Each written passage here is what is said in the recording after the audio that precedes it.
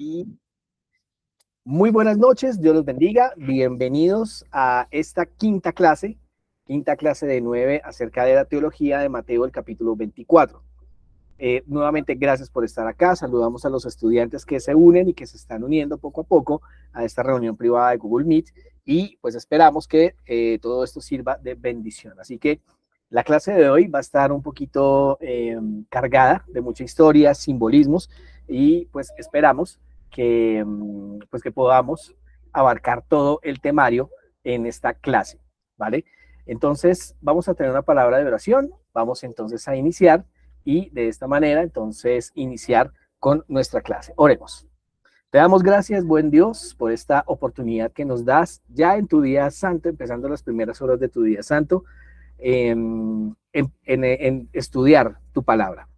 Te imploramos, Padre, que nos guíes en cada momento, en cada paso, ver cómo se va cumpliendo en el final de este tiempo cada una de las señales que Jesús había profetizado en Mateo el capítulo 24.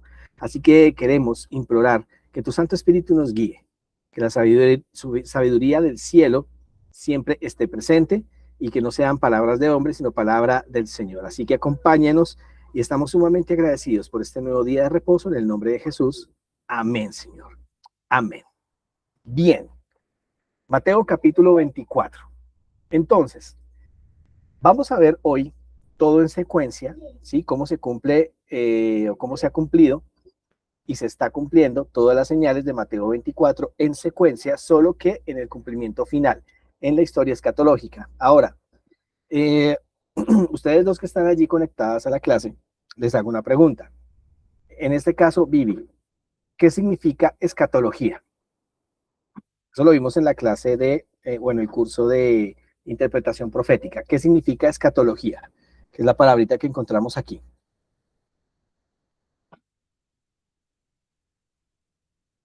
¿Qué es escatológico o qué es escatología?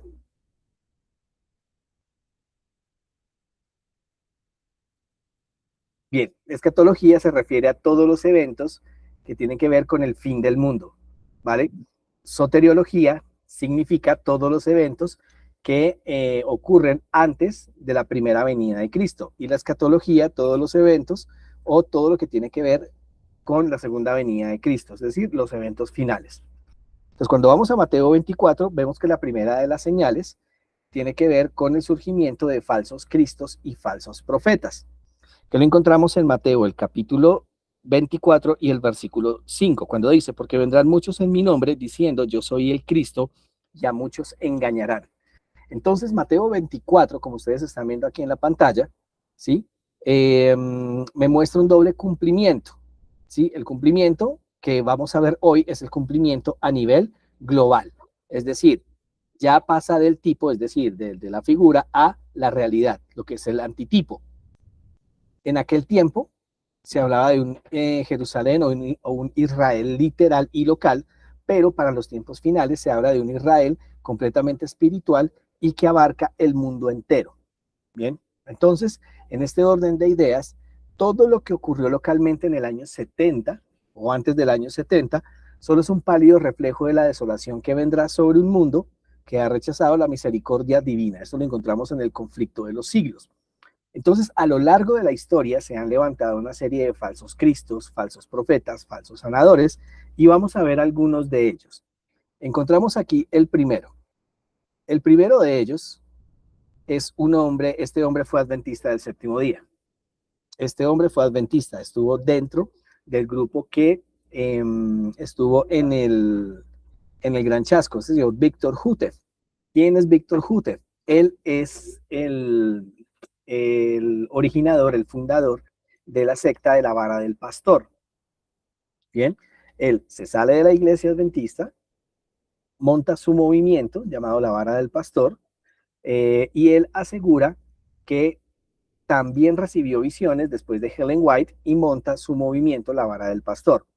Bien, esto ya lo hemos discutido en las clases bíblicas dentro de la iglesia, pero entonces aquí queríamos que viéramos uno de estos falsos profetas y falsos mesías modernos.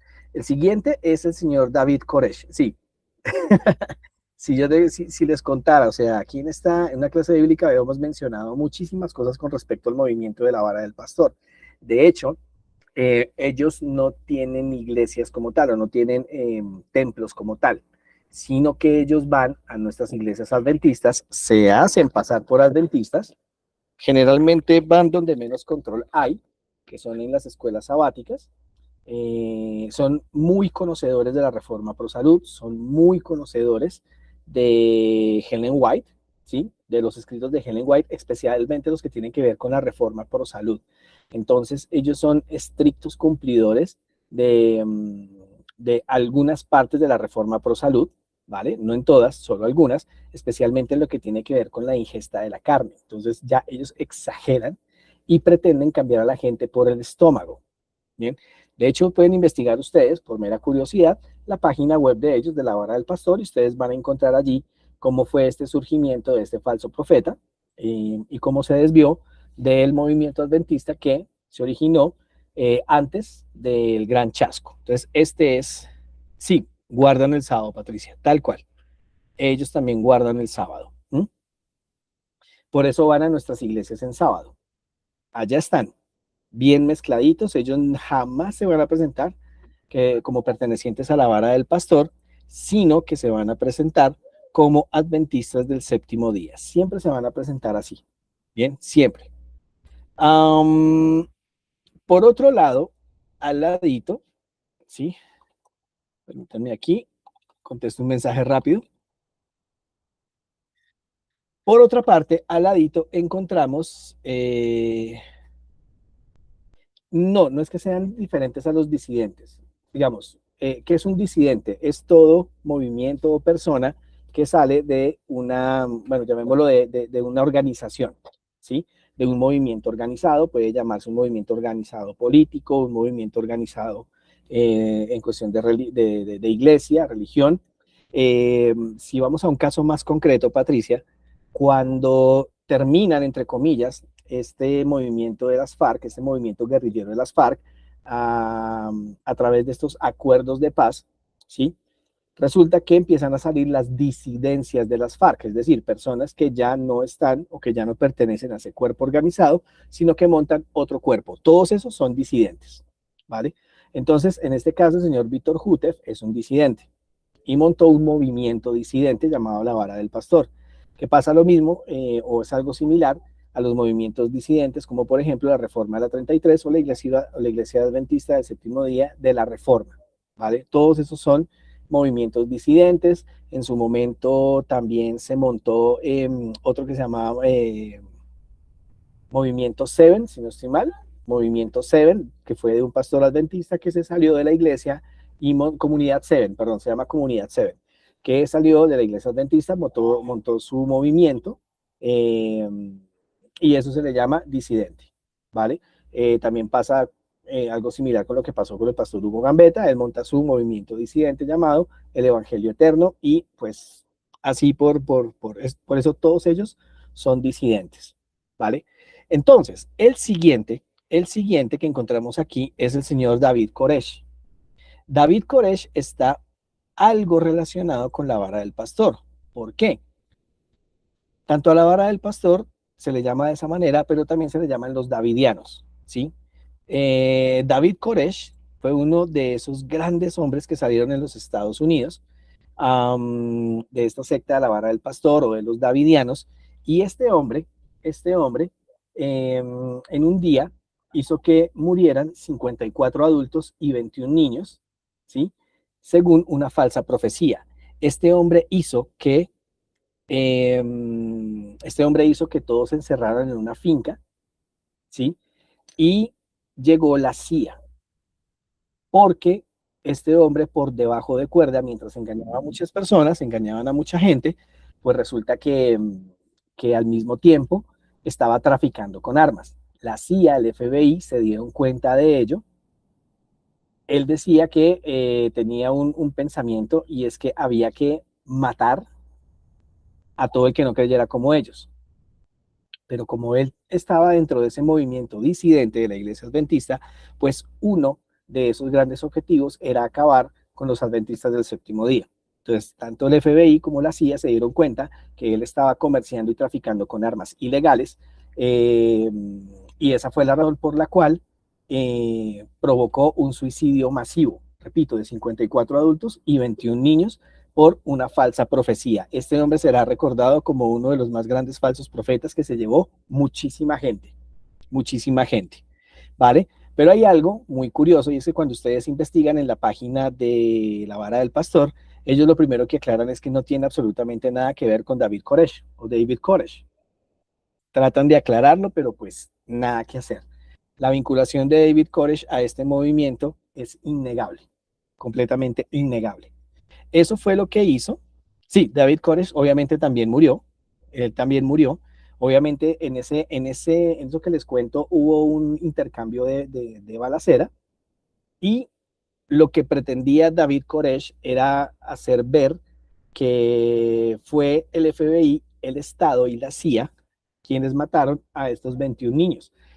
Suena algo similar, ¿vale? Pero hoy no vamos a hablar de eso. Suena algo similar como lo que hace la guerrilla. Recluta niños, los pone como carne de cañón en esos bombardeos y hace parecer mal al Estado. Son cosas similares, ¿vale? Pero son personas que se levantan como falsos mesías, hablan de ciertas profecías y hacen que la gente se separe del camino que Dios ha determinado para la salvación. Bien, esto es, digamos, lo que pasó. Ahora seguimos con este personaje que es el señor Jim Jones. Jim Jones es famoso también porque en sus falsas profecías provocó un suicidio colectivo en el año de 1978. Allí murieron 912 miembros de su iglesia, de su movimiento en las Guyanas. Jim Jones. Esto fue lo que hizo, falsas profecías y murieron 912 personas, ¿sí? Miembros de su iglesia. Aquí al ladito tenemos este personaje, él ya murió, ¿m? Él ya murió, es el famosísimo José Luis de Jesús Miranda, el que se hacía llamar Jesucristo hombre. De hecho, su iglesia, ¿sí? o su congregación se reúnen o se reunían, no sé si todavía sigue abierta, pero ellos tenían un templo muy grande por la Caracas con calle 63 más o menos, calle 62, calle 63 más o menos. Entonces, su iglesia llamada Creciendo en Gracia, pues reúne muchísima gente y él tenía una falsa profecía, él se levantó como un profeta y decía que para el 30 de junio, fíjense cómo estamos de cerca, ¿no? Para el 30 de junio del año 2012, él dijo que en ese día toda la congregación iba a desaparecer. Ellos también, al igual que muchos hermanos pentecostales, carismáticos, o estos hermanos que creen en la profecía de escuela futurista, ellos creen en un rapto secreto. José Luis de Jesús Miranda predijo que el 30 de junio de 2012 iba a ocurrir el rapto, ¿sí? Ellos celebraban la Navidad el 22 de abril. ¿Por qué el 22 de abril? Porque era el cumpleaños de José Luis de Jesús Miranda. Ahora, ¿qué fue lo que pasó? Pues resulta que a él lo llamaban Jesucristo hombre, lo llamaban papi, lo llamaban papá Dios. Llegó el 30 de junio y efectivamente nadie desapareció, excepto él. Él sí se desapareció. La foto que está al lado corresponde a su esposa, ¿sí? Ella es esposa, ya vamos a hablar de ella, pero efectivamente el 30 de junio de 2012, José Luis de Jesús Miranda desapareció. Resulta que la gente chasqueada pues le dijo, venga, pero si todos íbamos a desaparecer, ¿qué pasó? Vendieron sus casas, le dieron un montón de plata a este señor se enriqueció, él mandaba tatuarse el 666 o 3 S, que eso no tenía absolutamente nada de malo, y cayó mucha gente, muchísima gente cayó en eso. La cuestión es que luego sale la mujer diciendo, la mujer de él, que es esta mujer que está aquí al ladito, ¿sí? Salió con una sarta de mentiras, que él sí desapareció, que él entonces que estuvo en el reino de los cielos, que estará por 3 días. O sea, cogen la escritura y la tuercen de tal manera que es tremendo. Ahora, exacto, lo del avión privado, era una cosa tremenda. Ahora, fíjense algo interesante y es que 2 años después, aparece este señor en cámara completamente llevado por el cáncer. Él era gordito, estaba pues, sí, era, digamos, carnudito, pero en 2 años, cuando volvió a aparecer en 2 años para explicar la farsa de esta falsa profecía, este señor ya estaba llevado por el cáncer y finalmente murió de cáncer. Entonces, aquí es donde empieza, porque obviamente esto no puede quedar así, pues entonces aparece su esposa que se hace llamar Cristo Lisbeth. Entonces resulta que José Luis de Jesús Miranda no era el Mesías, no era el Cristo prometido, sino que es su esposa que se hace llamar Cristo Lisbeth. Y entonces dice que no, que él, que José Luis de Jesús Miranda, es Dios Padre. Miren hasta dónde va la cosa de blasfemia, ¿no? Esta señora pues continúa con ese movimiento de creciendo en gracia. Ella dice cosas que solo a través de ella es el camino, solo a través de ella es la verdad, solo a través de ella es la vida, o sea, prácticamente se pone en el lugar de Cristo, ¿vale? Esto es lo que significa anticristo, el que se pone en el lugar de Cristo, y obviamente sigue acumulando una gran cantidad de plata y de riquezas a través de este movimiento creciendo en gracia. Esto es una cosa de locos, ¿vale? Y se sigue presentando como este falso Mesías, que Cristo es mujer, que ella es la esposa del Padre, que Cristo es la esposa del Padre, que por la cuestión de la intimidad que manejaban padres, eso es, o sea, sacan todo, sacan absolutamente de todo. Lo chistoso del asunto es que en los cultos que tienen allá, eh, esta señora no aparece de manera presencial, siempre aparece haciendo unos videos que son pregrabados, ¿sí? Y prácticamente todo, pues lo que se predica allí ya son videos montados, son videos grabados, eh, y hay mucha gente engañada por eso, muchísima gente. ¿Mm? Entonces, fíjense por dónde va la cosa, ¿vale? Este que está aquí, este es el Mesías, bueno, este es el Mesías peruano, ¿vale? Este es el Mesías peruano. Ellos tienen un movimiento. Y con este hay una anécdota muy especial, después se las contaré, que pasamos con Vanessa. Los discípulos de Jonah, ¿sí? Los discípulos de Jonah o Ezequiel Jonás, con ellos tenemos una anécdota bastante interesante, donde ellos pues aseguran o tienen esta igual doctrina unitaria o unicitaria, donde el Padre, el Hijo y el Espíritu Santo son la misma persona, solo que son de 3 manifestaciones diferentes, solo que la manifestación de ahorita pues ya regresó, según ellos. Ezequiel Jonás representa a Jesús, que ya es la segunda venida de Jesús, que está en Perú, en uno de los montes de Perú, y pues allí tiene un montón de seguidores. Aquí en Colombia tiene muchos seguidores. Ahora, estos dos últimos en particular que les voy a hablar, ¿sí? Se vinieron levantando, estos son recientes, al igual que Ezequiel Jonás y Cristo Lisbeth son realmente muy recientes. De ellos dos puedo hablar porque yo pertenecí a los taoístas, yo estuve asistiendo más o menos durante unos 2, 3 años. Allá ellos no lo llaman iglesia, lo llaman fuente de sabiduría. Sí, Vivi, bueno, en el sermón de mañana no se lo pierdan. Mañana les tengo un sermón espectacular ahí en la iglesia de Filadelfia. No se lo vayan a perder. ¿Sí? Sobre los reavivamientos modernos. No se lo pierdan. Eh, y ahí voy a explicar un poquitico por qué, digamos, entiendo por qué Dios me permitió conocer tantas cosas. Entonces, yo pertenecí a los taoístas, ¿vale? Ellos no llamaban a sus templos, no los llamaban iglesia o santuario, sino que los llamaban fuentes de sabiduría. Entonces, este señor que está aquí, ¿sí? El nombre de acá, inclusive el solo leerlo es blasfemo porque se hace llamar Adonai Ya Keliunseus Induseus. Las dos primeras palabras que son Adonai Ya, ¿sí? Este Adonai es un título que solo se le coloca a Dios. La Biblia utiliza solo este término para referirse al Dios de Abraham, Isaac y Jacob. Ya es el nombre corto poético de Dios, del Dios de Abraham, Isaac y Jacob.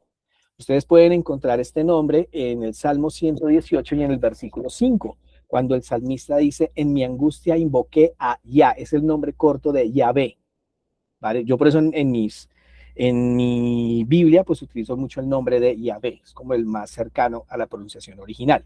Entonces, en ese orden de ideas, cuando se hace llamar Adonai Yah, Keliuseus, Induseus, de por sí ya es un nombre blasfemo.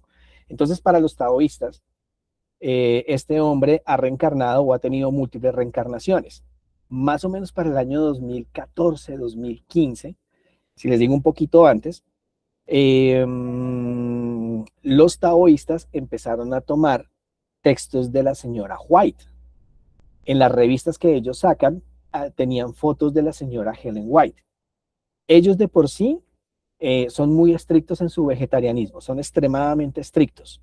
Por eso tomaron los textos de la señora White que hablan acerca de la reforma pro salud, de dejar la ingesta de las carnes, ¿sí?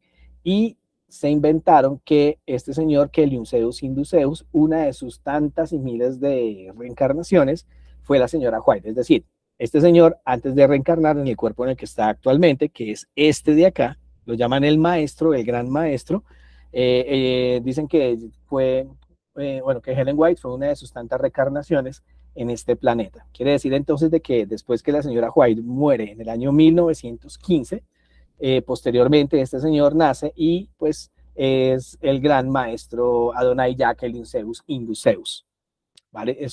Ellos tienen una forma de hablar bastante particular. Ellos no nombran ninguna palabra que no esté con la palabra no o la palabra on, que es una palabra negativa. Por ende, ellos no utilizan la palabra alimentación, como sería en español correcto, sino que utilizan la palabra alicertacel.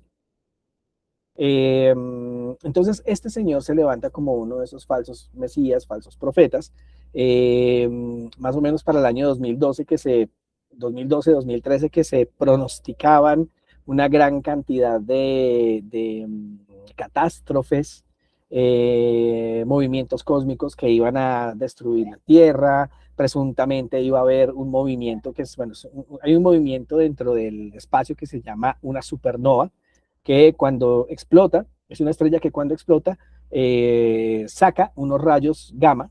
Si esto suena mucho a Marvel Comics, pero es cierto, sacan rayos gamma que si estuvieran muy cerca de la Tierra, básicamente la Tierra quedaría hecha un carbón. Entonces, supuestamente se inventaron una cosa que se llama el Catún 13, donde el gran maestro, este señor, en sus poderes omnipotentes o en su omnipotencia que se adjudica, evitó, evitó todo esto, ¿vale?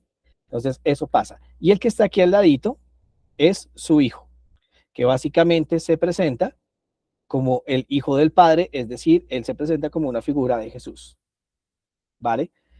Pero básicamente la mayor adoración se la dan a este señor. Yo no llegué a ese punto, realmente cuando entré a los taoístas, tenía un interés particular de aprender a mutar la energía. Ellos lo hacen a través de las artes marciales, a través de los ejercicios de respiración, los mismos ejercicios de respiración que tiene Ignacio de Loyola, ¿sí? En su libro de ejercicios espirituales, pues mucho cuidado con eso, mucho cuidado con eso. Y entonces, este es un listado pequeñito, ¿vale? Hay otro que se hace llamar Cristo Inri, pero estos no han logrado un alcance mundial como sí lo han logrado estos personajes que están acá. ¿Sí? Estos personajes que están acá han tenido un alcance mundial. De hecho, hay una página que se llama Tao por el Mundo y uno ve taoístas en todo el planeta. Lo mismo que los seguidores de estos dos personajes, de estos discípulos de Jonah. Víctor Hútez, la vara del pastor, está también a nivel mundial. Es decir, los alcances que han tenido han sido globales. Por eso habla Jesucristo: mirad que nadie os engañe, porque muchos vendrán en mi nombre diciendo yo soy el Cristo, y a muchos se engañarán. Entonces, este es un listado cortico, cortico, pero quise sacar como los más importantes. Obviamente allí también hay dentro del budismo, yo les cuento, yo fui budista, taoísta, gnosticista, eh, también estuve en una iglesia pentecostal, carismática, evangélica. Obviamente soy de cuna católica y finalmente llegué a la iglesia del Señor, a la iglesia adventista del séptimo día. Pero entendí por qué Dios me permitió conocer todo esto. Es que después de conocer la verdad, que gracias a Dios me hizo libre, pues ya se pueden hablar de estas cosas, no porque me las chismeen, sino porque uno las vive y es diferente. Es muy diferente cuando tú estás allí y las vives. Ahora, no estoy diciendo que vayan y pertenezcan a... No, no, no, no, no, no, no, no me no confundan.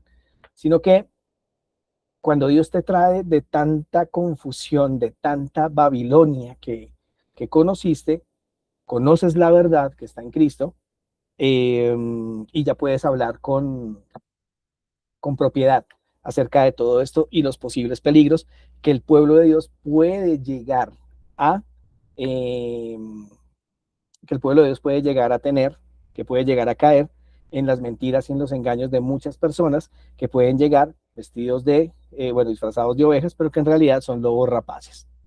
Desastres y calamidades. Desastres y calamidades. Entonces, fíjense lo que nos dice Eventos de los Últimos Días, página 24. Esto lo van a poder encontrar ustedes en el libro. Dice lo siguiente: en las escenas finales de la historia de esta tierra, la guerra prevalecerá. Habrá epidemias. Hace poquito salimos de una.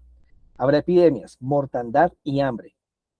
Las aguas del abismo rebosarán sus límites, incendios e inundaciones destruirán la propiedad de la vida. Deberíamos estar alistándonos para las mansiones de Cristo y que ha preparado para los que le aman. Entonces nada más tenemos que ver los hechos actuales. Les iba a nombrar algunos, pero por ejemplo el terremoto de Quito, de Japón, el de Chile fue un terremoto y ustedes lo saben. Eh, este terremoto de Chile fue un terremoto tan grande que según la misma NASA confirmó, el terremoto fue tan grande que los grados de inclinación de la Tierra se moderaron un poco, cambió un poco el eje en que está inclinado el planeta Tierra. Por ende, eso ha ayudado a que el clima esté tan loco en todo el mundo. Un solo grado de inclinación, tan solo uno, desordena el clima que hoy en día estamos viendo cómo eh, se ha desordenado, ¿vale? Y tenemos pues nada más, lastimosamente, el caso de nuestros hermanos venezolanos, este terremoto que sucedió hace no mucho, pocas horas, hace unas horas, eh, y que fue un desastre. 7.2, esto es una cosa de locos. Al siguiente día sucede un terremoto en Japón. Claro que ya es, digamos, común, como en el área de California, eso es muy común, allá tiembla todos los días, en California tiembla todos los días, pero es muy raro, por ejemplo, en sitios como Venezuela, donde relativamente están un poco más separados del cinturón de fuego, pero pues pasó, ¿vale? Obviamente allá ahí detrás de cámaras lo hablábamos un poquito, esto tiene que ver con muchas otras cosas, como el hecho por ejemplo, también lo que pasó en Haití, pero Haití es una zona donde se practica mucho la santería, la brujería, el vudú, que son de las peores. Y pues en Venezuela es bien conocido que hay mucho culto santero a deidades como Changó, el negro Felipe. Hay un indio, pero se me olvida el nombre, eso está en los billetes de, Bolívar, de los bolívares, y esto pues tenía que ver con el hecho en que en su momento el ya fallecido Chávez, sí, el ya fallecido Hugo Chávez Frías, él mandó rezar todo el dinero de Venezuela a los santeros. El resto es historia. El hecho es que hay desastres y calamidades, y entonces Satanás ejerce su poder en todo esto a fin de distraer y hostigar a las naciones. ¿Cuál es el objetivo? Como lo vemos aquí, ustedes lo están viendo en la pantalla. Prácticamente es evitar la preparación necesaria para subsistir en el día del Señor. Entonces, por eso es que encontramos que muchos niños, muchos jovencitos, pero si Dios fuera tan justo, ¿por qué hay terremotos? ¿Por qué una cosa? ¿Por qué la otra? ¿Mm? ¿Por qué eso? Eventos de los últimos días, página 30. Eventos de los últimos días, página 30 nos dice: aumentarán las hambrunas, las pestilencias barrerán a miles. A nuestro alrededor hay peligros procedentes de las potencias externas y de las operaciones satánicas, de adentro. Pero ahora se está ejerciendo el poder restrictivo de Dios, que es lo que habla Apocalipsis 7.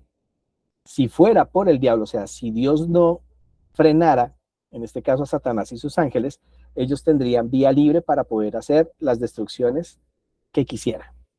Pero Dios le puso refreno. Si no tuviera refreno, ya todo esto estaría destruido. La gente tendría una condición peor, mucho peor. Ahora, voy a leerles acá, perdón, voy a levantar un momentico. Voy a leerles aquí del libro Conflicto de los Siglos. Conflicto de los siglos en la página 575. Conflicto de los siglos, página 575. Nos dice lo siguiente. Satanás se deleita en la guerra. Esta guerra que despierta las más viles pasiones del alma y arroja luego a sus víctimas, sumidas en el vicio y en la sangre, a la eternidad. Su objeto consiste en hostigar a las naciones y hacerse mutuamente la guerra, pues de este modo puede distraer los espíritus de los hombres de la obra de preparación necesaria para subsistir en el día del Señor. Este es el problema. Este es el problema. A la par que se hace pasar ante los hijos de Dios y de los hombres como un gran médico, no, esta cita no, perdón, esta cita no. El hecho, mis queridos estudiantes, es que Satanás está obrando por medio de estas calamidades que estamos viendo día a día, que obviamente despiertan la compasión y el amor de muchos cristianos, no solo en oración, sino los que tienen a bien realizar pues estas ofrendas que se están haciendo llegar a estas múltiples partes. Ahora, hay algo importante, voy a leer aquí nuevamente, 576, en el mismo conflicto de los siglos, 576, nos dice lo siguiente. La parte de la humanidad que haya provocado el desagrado de Dios lo cargará a la cuenta de aquellos cuya obediencia a los mandamientos divinos es una reconversión perpetua para los transgresores. ¿Qué quiere decir esto? Que, lastimosamente, se le echará la culpa a los cristianos de todos estos desastres. Ya pasó en la época de Jesús, pasó en el 586, pasará al final del tiempo. Eventos de los últimos días. Página 106 nos dice, Satanás pone su interpretación sobre estos eventos y ellos piensan como él quiere que lo hagan, que las calamidades que llenan la tierra son un resultado de la violación del domingo. Pensando apaciguar la ira de Dios, estos hombres influyentes promulgan las leyes imponiendo la observancia del domingo. Aquí está hablando específicamente cuando vengan estas plagas postreras, ¿sí? Dice el Espíritu de Profecía que, por ejemplo, la plaga de las llagas será una plaga tan terrible que la persona va caminando común y corriente y los ojos se le caen de sus cuencas. Así será de terrible. Las llagas van a ser grandes, monstruosas, los hospitales van a estar llenos, las clínicas van a estar llenas. No hay forma en que esto tenga una curación. Y cuando empiecen a pasar todas esas calamidades, que cada vez van a ir en aumento, van a culpar a aquellos hijos de Dios que permanezcan fieles. Van a tener que culpar a los hijos de Dios. Ya lo hicieron anteriormente. Por ejemplo, a Elías. A Elías se le culpó ¿se le culpó de qué? Se le culpó de la sequía que ocurrió durante 3 años y medio. El rey Acab le dijo, usted es entonces el que viene a pervertir al pueblo. La culpa es suya de esta sequía. Lo mismo pasará al final con los hijos de Dios. Entonces, en este orden de ideas, vemos aquí en esta parte de la presentación que la excusa de esta crisis es que todo el mundo, o los hijos, no todo el mundo va a culpar a los hijos de Dios de estos desastres. Así como pasó con Elías, que se le llamó perturbador de Israel. A nosotros se nos va a llamar exactamente de la misma manera. Exactamente nos van a llamar perturbadores del pueblo. Ahora, los testimonios ante los reyes. Fíjense que estamos llevando exactamente el mismo orden cronológico que Jesús está llevando en Mateo capítulo 24. Ahora, comparecer frente a los gobernantes, frente a los reyes. Dice lo siguiente, Joyas de los Testimonios, tomo 2, página 411. Joyas de los Testimonios, tomo 2, página 411. Esto nos dice la sierva del Señor. Tendremos que comparecer ante magistrados para dar razón de nuestra lealtad a la ley de Dios, para dar a conocer el motivo de nuestra fe, y los jóvenes deberían entender estas cosas. ¿Cómo me gustaría que en estas clases bíblicas estuvieran más jóvenes de la iglesia?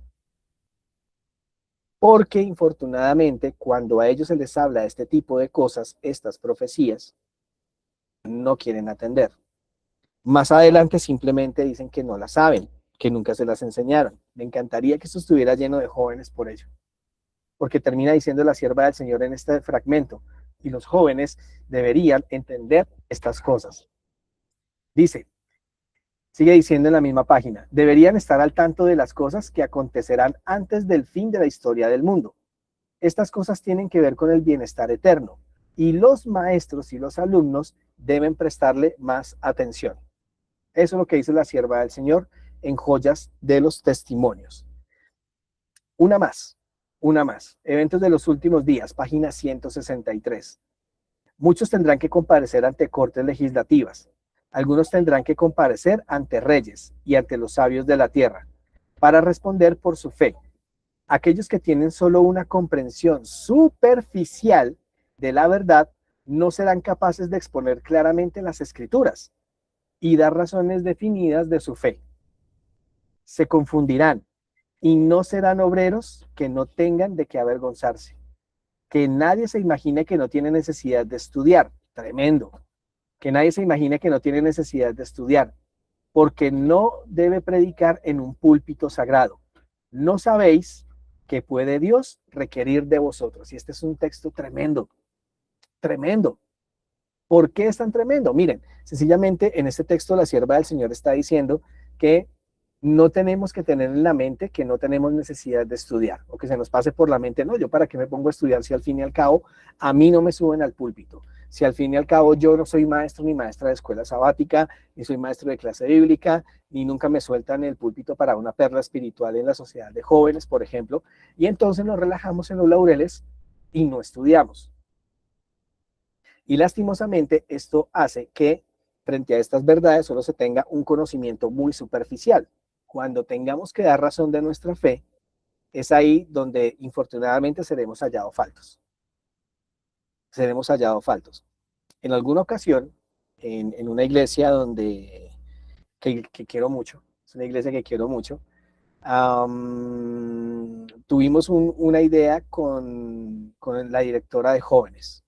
Tuvimos una idea con la directora de jóvenes y se hizo un programa llamado Defiende tu Fe. Invitamos a muchos jóvenes que no eran de la iglesia. Sí, en ese momento, y gracias a Dios, contábamos con muchos jóvenes que asistían, pero no eran de la iglesia. Para ese momento se les explicó el propósito del ejercicio, qué fue lo que se hizo. Alguien personificó al juez. ¿Sí? Alguien personificó al juez. En este caso fui yo quien personificó al juez. Alguien estaría como fiscal o abogado acusador. No habían abogados defensores, porque resulta que en esos tribunales se nos van a violar muchos derechos, entre esos tener un abogado defensor. Por eso vamos a tener que dar fe nosotros mismos, no vamos a tener abogado defensor. Jesús no tuvo abogado defensor. No será diferente con sus hijos. Entonces, en ese programa, hicimos preguntas realmente duras, fuertes. Como les comentaba, cuando estuve sobre todo en el gnosticismo, ¿sí? Ponen en duda muchas cosas de las escrituras y las dudas son muy fuertes, son preguntas realmente fortísimas y son preguntas que pueden tambalear la fe de la gente, son durísimas. Entonces, cuando se combinan todos esos conocimientos en un momento, especialmente en ese programa que les cuento, los muchachos no sabían qué responder. Entonces, por ejemplo, si se les hablaba de Colosenses 2:14 al 16, que habla de no juzguéis por comidas o bebidas o en días de reposo, no sabían cómo responder. Cuando se hablaba, por ejemplo, si no estoy mal, creo que es en Efesios 4, que se habla acerca de uno de los textos que toman para anular el sábado, no sabían qué responder. Son cosas que los jóvenes deberían saber, son cosas que los jóvenes deberían tener cuenta, deberían tenerlo claro. Es muy importante que esto todos los miembros de la iglesia lo estén estudiando, en especial nuestros jóvenes, porque los jóvenes serán la principal fuerza, los jóvenes serán el principal ejército que tendrá el Señor en las ciudades para defender su palabra. Y deberían estar estudiando esto. No lo digo yo, lo dice la sierva del Señor. Lo dice la sierva del Señor. ¿Mm? Review and Herald, 18 de diciembre de 1888. Oh, no, estamos pasados de tiempo. Pero esta cita la encuentran ustedes en el libro para que la puedan leer. ¿Mm? Para que la puedan leer. Entonces, después de eso, ¿qué es lo que llega? Después de eso, ¿qué es lo que llega? El famosísimo y bien ponderado, el zarandeo. Zarandeo. ¿Mm? Entonces, aquí se nos advierte que no seamos llevados por cualquier tiempo de doctrina, porque al acercarse toda esta tempestad, al acercarse todos estos eventos finales, al acercarse todo lo que se tiene que venir, van a salir muchos conventos de doctrinas raros, van a venir con evangelios diferentes. Primera de Timoteo y segunda de Timoteo capítulo 4, ambos en el capítulo 4, advierten que muchos van a apostatar, van a traicionar sus convicciones, van a traicionar a sus amigos, van a traicionar a sus familiares, y esto se debe a que la anomía, lo que veíamos ayer, se va a multiplicar. Los profesos hijos de Dios que pertenecieron a esta iglesia, que se salieron, que menoscabaron entonces la ley de Dios, ¿sí? Van a ser anomos, y al ser anomos, la iniquidad se les va a aumentar. Esto es tremendo, hermanos, esto va a pasar. Esto va a ser así. ¿Mm? Esto va a ser así. Entonces, eventos de los últimos días, página 137, nos dice, habrá un zarandeo de colador. No sé si han visto ustedes cómo se zarandea la arena para la construcción. Bien, ese colador, o también se le llama sedazo, a eso se le llama. Así es como se zarandea la iglesia. ¿Sí? Habrá un zarandeo de colador. A su tiempo la paja debe ser separado del trigo. Debido a que la iniquidad abunda, el amor de muchos se ha enfriado, y es precisamente el tiempo cuando lo genuino será lo más fuerte. Entonces, cuando se está zarandeando la arena para la construcción, las piedritas que quedan es lo que nos sirve. Esas piedras es lo que malogran la arena pura, para que no endurezca, para que no tenga firmeza a la hora de hacer la construcción. Entonces, esas piedritas que nos sirven, las arrojan. Con la iglesia va a pasar exactamente lo mismo. Va a pasar exactamente lo mismo. ¿Qué es lo que causa el zarandeo? ¿Qué es lo que va a causar el zarandeo? Eso también pues lo vimos en la clase bíblica ya con Andrés, ¿sí? Con Andrés Martínez. Básicamente, el mensaje del testigo fiel, el mensaje a la iglesia de la Odisea es lo que va a provocar el zarandeo. Eso que dice, conozco tus obras, que no eres ni frío ni caliente, ¿sí? Por cuanto no eres ni frío ni caliente, te vomitaré de mi boca. Eso es lo que va a causar el zarandeo. Otro gran ejemplo del zarandeo, lo pueden leer ustedes, lo pueden estudiar en Juan el capítulo 6, cuando les aclara a todos los que siguen, ustedes ni siquiera me siguen por los milagros, sino porque les lleno el estómago. Pero ustedes no entienden que no solo de pan vivirá el hombre, sino de toda palabra que sale de la boca de Dios. Yo soy el pan del cielo. El que no come de este pan no será salvo. Vuestros padres comieron el maná, pero murieron. Yo soy el pan del cielo, dice el Señor. Y este mensaje no gustó. Y dice Juan 6 y el versículo 66, que a partir de allí dijeron, duras son estas palabras, y muchos lo dejaron de seguir. Eso es lo que causa el zarandeo, la palabra del Señor. Cuando el Señor tiene que hablar, cuando el Señor nos hace un llamado al arrepentimiento, cuando el Señor nos hace un llamado a cambiar la vida, y la gente que no quiere, sencillamente Dios la saca de su iglesia. Miren, nosotros no estamos en potestad de cambiar ni de limpiar la iglesia. Ese trabajo le corresponde a Jesús. Eso le corresponde a Él. No es mi labor limpiar la iglesia, esa no es mi labor. Jesús va a limpiar su iglesia, va a venir ese zarandeo. Lo más lindo del asunto es que muchos que están allá pueden estar en otras iglesias, pueden no querer saber nada de la iglesia, pudieron haberse ido de la iglesia, puede que no crean en Dios, puede que vengan inclusive del mismo taoísmo. Todos, mucha gente que está allá en ese zarandeo van a venir a formar parte de la iglesia final de Dios. Aquellos que lo aman, aquellos que guardan sus mandamientos y tienen el testimonio de Jesús y tienen la fe de Jesús. Por eso entonces Jesús hace un llamado a la perseverancia, ¿sí? Pero el que persevere hasta el fin será salvo, eso es lo que nos dice Mateo capítulo 24 y el versículo 13. Ahora, Apocalipsis 14, vamos a ver allí, Apocalipsis 14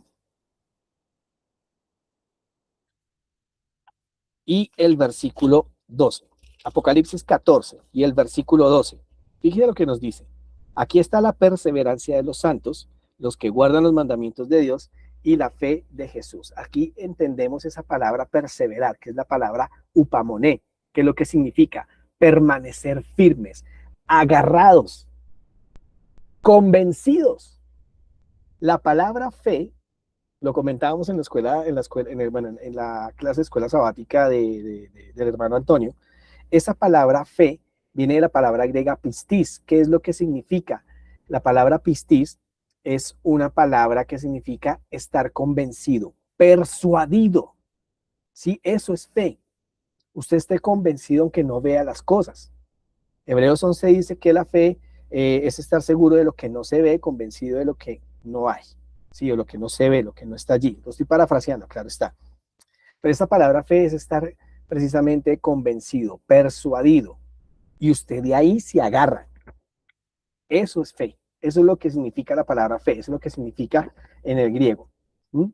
Así que en ese orden de ideas, Jesús nos invita a permanecer firmes, a estar convencidos, a estar enteramente convencidos. ¿Cuáles son las evidencias que da? Precisamente las señales que estamos viendo a nuestro alrededor, pero que a veces queremos ignorar. O peor aún, son muchas las ocasiones en que ni siquiera en nuestros púlpitos se están enseñando estas verdades que son para salvación eterna. Son para salvación eterna. ¿Mm? Ahora vamos a la parte gruesita, vamos a la parte carnudita de esta presentación, de esta clase. El estandarte de Roma. Esto lo vimos ayer. ¿Por qué esto? Recordemos, Mateo 24, versículo 15, cuando nos dice, por tanto, cuando veáis en el lugar santo, o donde no debería estar, la abominación desoladora de la que habló el profeta Daniel, el que lee entienda. La abominación desoladora. La abominación desoladora.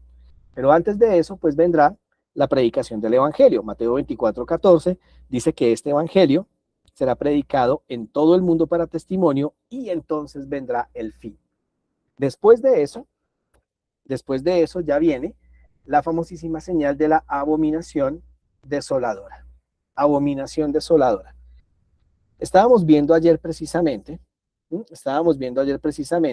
todo lo que tenía que ver con el estandarte romano, que es lo que significa. Recordemos un poco sus partes: un águila mirando siempre hacia el oriente, una corona de laurel que simboliza al dios Sol, las flechas en las patas del águila que significan poderío. En sí el águila significa rapidez, la rapidez con que llegan a conquistar. Estas letras significan el senado del pueblo romano. Estos discos solares son apología al dios Sol, ¿vale? En algunos de ellos estaba la cara del emperador de turno, y es básicamente eso lo que tiene. Bien, Jeremías y los profetas del Antiguo Testamento, antes ahora se me olvidó, perdón, antes del cautiverio babilónico, describían a Babilonia con alas de águila. Bien, Roma precisamente toma este símbolo del águila como un símbolo de poderío, que también lo tenía Babilonia en sus esculturas, bien, y que adoraban también al dios Sol. Entonces, aquí tenemos algo similar. Resulta que esta señal indicaba el tiempo de huir. O sea, cuando fue puesta esta señal, ese era el tiempo en que los cristianos, en los tiempos de Jesús, sabían que llegaría la destrucción, y ese era el momento de huir, de dejar absolutamente todo botado, lo que hablábamos ayer. Precisamente el tipo histórico de esta crisis final también está en los Estados Unidos de Norteamérica. ¿Por qué? Aquí pasamos entonces a la parte linda. Voy a aumentar un poquitico mi pantalla. Aquí encontramos el billete de $1, ¿vale? Y en este billete de $1 nosotros encontramos lo que se llama el gran sello de los Estados Unidos, ¿bien? Que básicamente es una moneda que tiene dos caras y estas son las dos caras de ese gran sello. Vamos a ver específicamente en esta, ¿sí? Los mismos elementos del estandarte romano, exactamente los mismos elementos. En otra clase posteriormente les voy a mostrar, digamos, más detalles del billete de dólar. Hay, digamos, otros simbolismos que toca tener en cuenta, especialmente en la cara principal, donde aparece Benjamin Franklin. Perdón, George Washington, qué pena con ustedes. George Washington, que traen otros símbolos, como un búho. Bueno, son varios símbolos que tenemos que tener en cuenta allí. Pero el hecho de que en el billete de $1 esté el gran sello con todos estos simbolismos no es gratis. Nada de lo que es puesto en esto es gratis. Ni en los anuncios publicitarios, ni en las películas. Nada se coloca simplemente porque se vea bonito. Todo tiene un propósito. Todo tiene un propósito. Y entonces aquí en esta frase, básicamente lo que es esta frase y estos emblemas, se puede ver de manera más práctica lo que la Biblia dice en Apocalipsis 13:11, que tiene cuernos de cordero, pero habla como dragón. Al final hablará como dragón. Ahora, vamos a la primera parte del gran sello. Vamos a la primera parte del gran sello. Entonces resulta que nosotros encontramos efectivamente un águila, ¿ven? Con su cara mirando hacia el oriente. ¿Coincidencia? Obvio no. Tenemos entonces esta representación de las estrellas que presuntamente son los primeros estados de Estados Unidos, pero todo este brillo que está aquí alrededor es el brillo que representa al Sol. Esta inscripción E pluribus unum significa unidad en la diversidad. Al final del tiempo sabremos que todas las iglesias apóstatas protestantes tendrán esto como gran sigla, la unidad en la diversidad. Lo que importa es el amor, no la doctrina. Por eso la doctrina tiene mucha importancia, muchísima. A mí personalmente me aterra mucho de las personas que hablan de amor, solo amor, y lo sacan del contexto. Hay que tener mucho cuidado con eso. ¿Mm? ¿Qué más tiene? Pues estamos el águila mirando hacia el oriente. A ver, Patricia, te leo. Eso es lo que estamos viviendo, aceptar que todo es amor. Sí, exactamente, Patricia. Creo que tú has sido una de las que más has escuchado este tipo de sermones donde solo se habla de un presunto amor que transige con lo malo, transige con el pecado y pues que simplemente lo toman como un estado de victimización, para ganar el corazón de muchas personas. Bien. Continuando, fíjense ustedes que en esta águila del gran sello, nosotros encontramos también los elementos como las ramas de olivo y también las flechas que representan el poder. Solo que estas ramas de olivo están en otra parte. No están ya rodeando al águila como tal, sino que están en una de sus patas, pero la representación es exactamente la misma. Todo lo que vimos en la clase anterior con respecto a lo que simbolizaban todos estos símbolos, valga la redundancia, ¿sí? Todos estos símbolos con respecto al dios Sol se cumplen exactamente en este mismo gran sello. Es exactamente lo mismo. Son los mismos elementos, es el mismo significado, no hay absolutamente nada diferente allí. Ahora, cuando pasamos a la otra cara del gran sello, entonces encontramos estas inscripciones de acá. Empecemos por esta, Anuit Keptis. Bien, esta vocal se ve sobre todo en el idioma francés, son esas vocales combinadas, que básicamente quiere decir que su boca tiene que estar abierta como una O, pero pronuncie una E. Por eso oigamos, la pronunciación más cercana sería Anuit Keptis, Keptis, una O, Keptis. ¿Qué significa eso? Simplemente favorece mis empresas.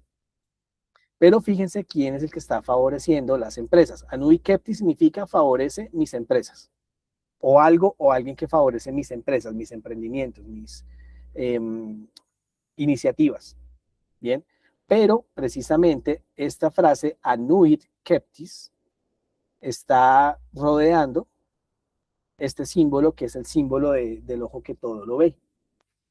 Símbolo que se puede encontrar en Egipto como el ojo de Horus. Esto se puede encontrar también en muchas caricaturas de Disney, ¿sí? Yo pues lo recomiendo a los papás, no dejen ver Disney a sus niños. Obviamente es decisión de cada uno, pero pues no soy amigo de que los niños vean Disney, para nada. No soy amigo de eso, ¿vale? Porque tiene mucho simbolismo que a la larga, pues, aunque nosotros no lo entendamos o no lo podamos ver de primerazo, pues resulta que el subconsciente sí lo aloja en el cerebro. Entonces encontramos esto del ojo que todo se ve.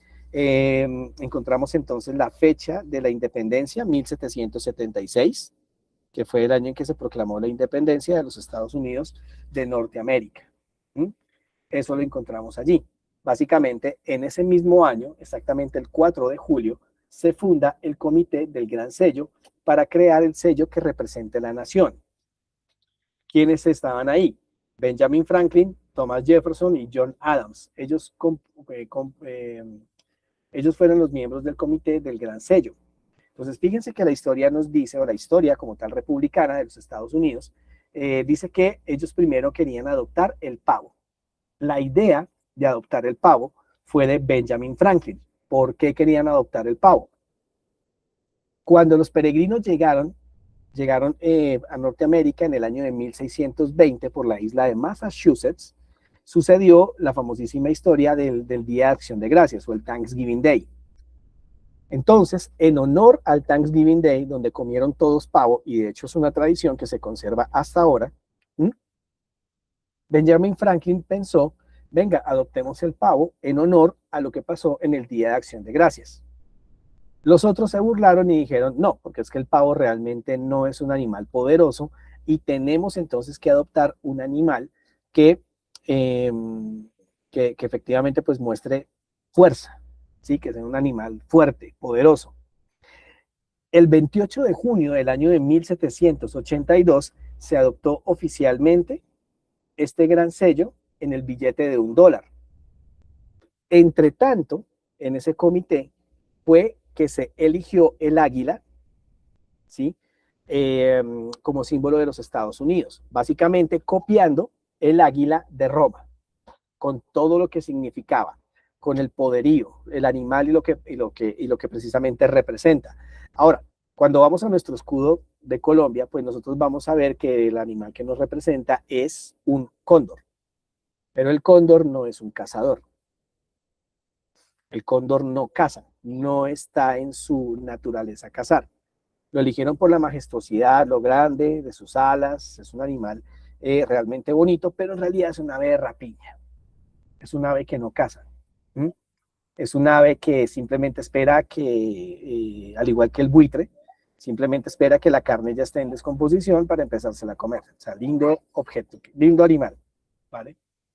Pero por ahí vamos. Los cogieron entonces en su momento nuestros precursores y padres de la patria. ¿Mm? Entonces, hay tres razones. Bueno, que seguíamos. Aquí, este ojo, el ojo que todo lo ve.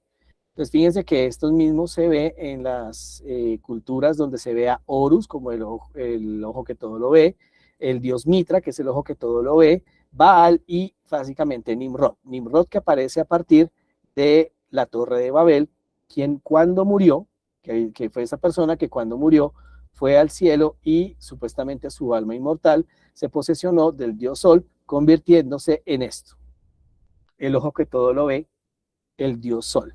Bien, también allí en esta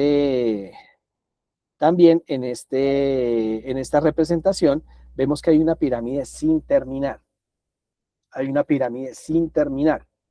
Y exactamente tiene 13 escalones. 13 escalones o tiene 13 capas. Ahora les hago una pregunta. Cuéntenme ustedes qué torre no se terminó de construir. Ahora, el número 3 está asociado con la rebelión. Siempre está asociado con la rebelión. ¿Qué torre no se terminó de construir?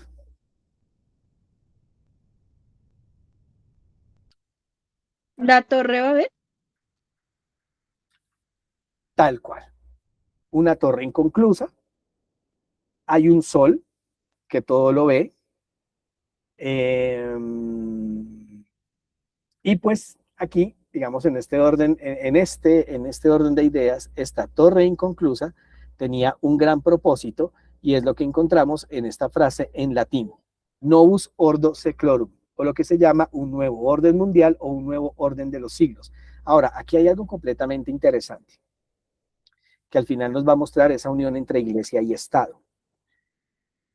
Si los Estados Unidos nacieron como una nación soberana e independiente, que así fue, de hecho, el gran poder, lo dice la sierva del Señor, el secreto del poder de los Estados Unidos radica en que el poder civil y el poder religioso están completamente separados y no se mezclan. Ese es el éxito de su poder.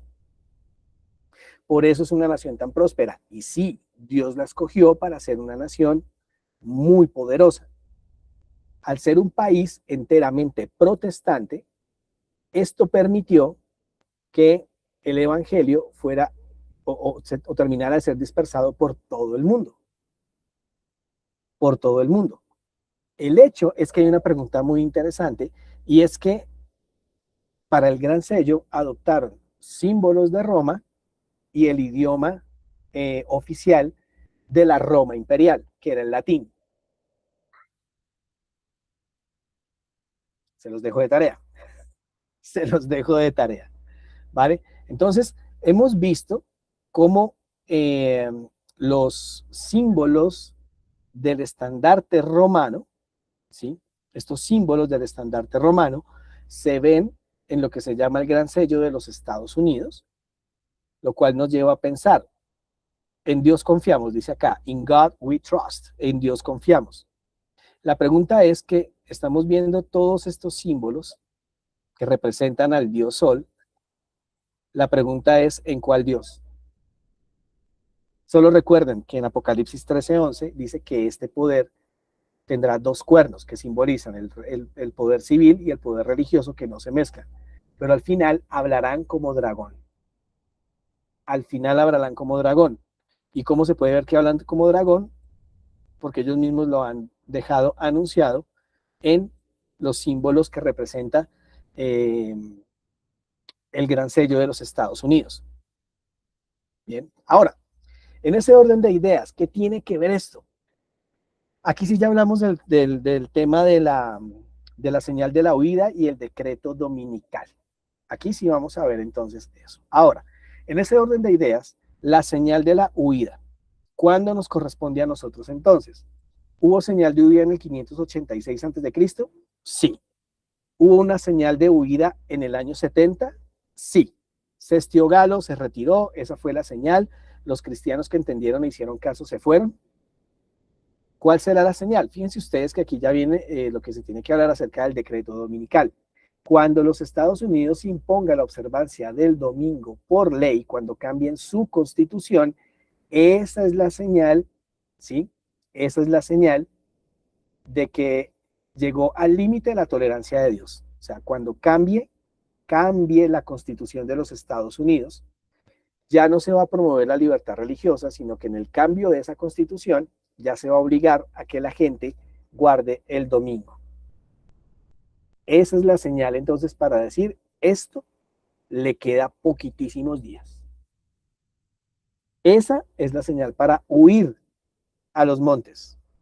Esa es la señal para dejar todo botado, lo que hablábamos ayer. Deje el iPhone, deje la Play 5, deje el televisor, deje la selección. Ojalá la huida tampoco sea en un mundial. Es broma, es broma, es broma. Pero es el momento de dejar absolutamente todo botado.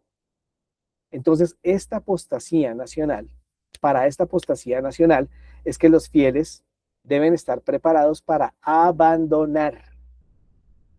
Y ahí sí busca refugio en lugares solitarios, en lugares muy apartados.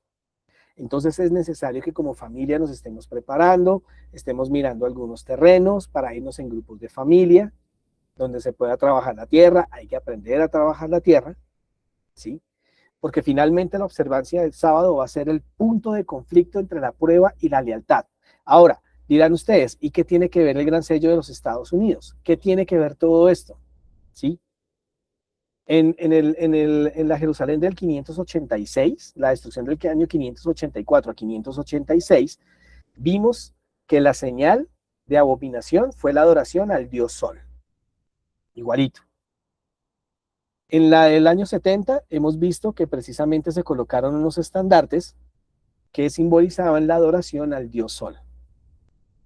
Estamos viendo que el país de libertad ha adoptado símbolos de adoración al dios Sol.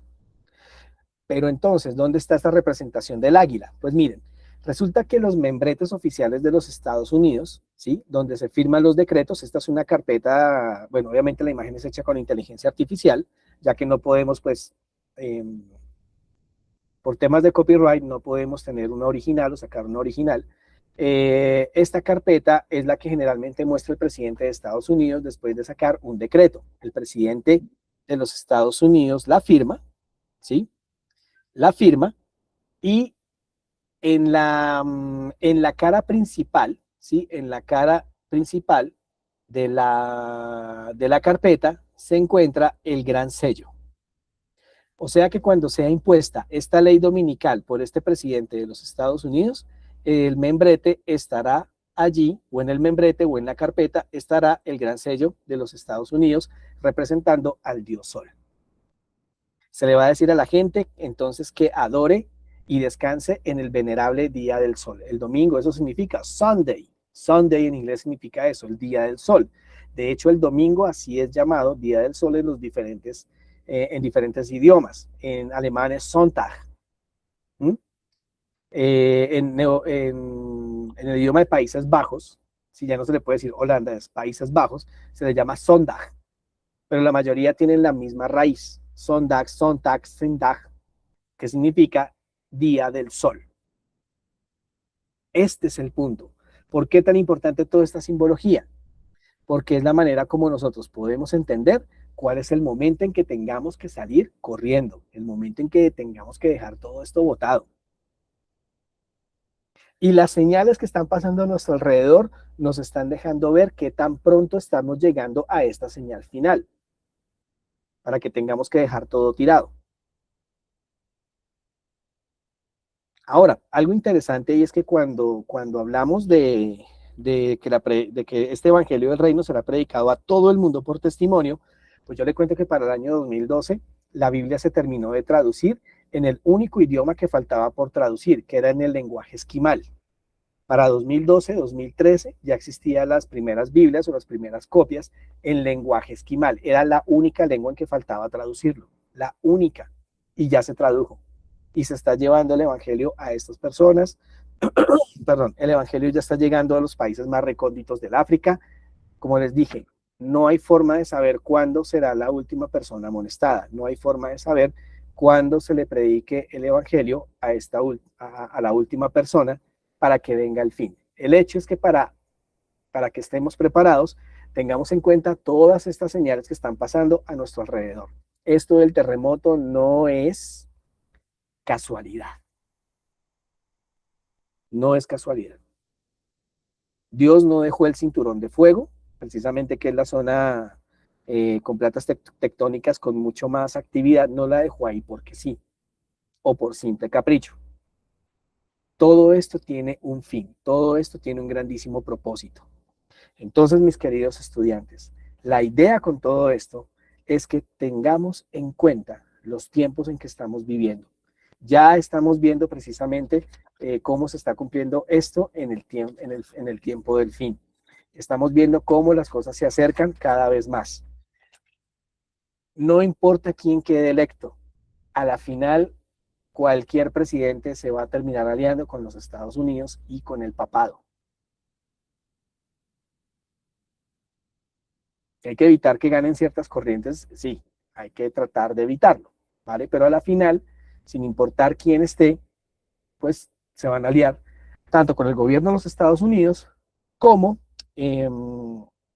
con el papado para perseguir al pueblo final de Dios. Entonces, vamos a terminar con una palabra de oración. Cerramos la transmisión en YouTube para luego colgar el video y dejarlo listo. Y entonces pasamos a preguntas y respuestas. Si cabe, si caben dudas, si caben preguntas, y terminamos entonces la reunión, ¿vale? Vamos a terminar con una oración. Te damos gracias, buen Dios y buen Padre, por este tema maravilloso que hemos tenido. Hemos estudiado algunas partes, nos encantaría que fuera más, sin embargo, a veces el tiempo no nos da para entrar en mucho más detalle. Pero queremos darte las gracias porque nos da la vislumbre de todo lo que está pasando a nuestro alrededor y que debemos prepararnos día a día. Frente a las pruebas, Señor, te suplicamos que aumentes nuestra fe. Tenemos poca fe, de hecho casi nula, y por eso pecamos y dudamos contra ti. Danos fe, fortalece nuestra fe, fortalece nuestro espíritu, que solo tú lo puedes hacer. Ayúdanos en estos momentos, ayúdanos siempre, séllanos con tu Espíritu Santo en el nombre de Jesús. Amén, Señor. Amén. Amén. Listo. Ya terminamos entonces nuestra presentación.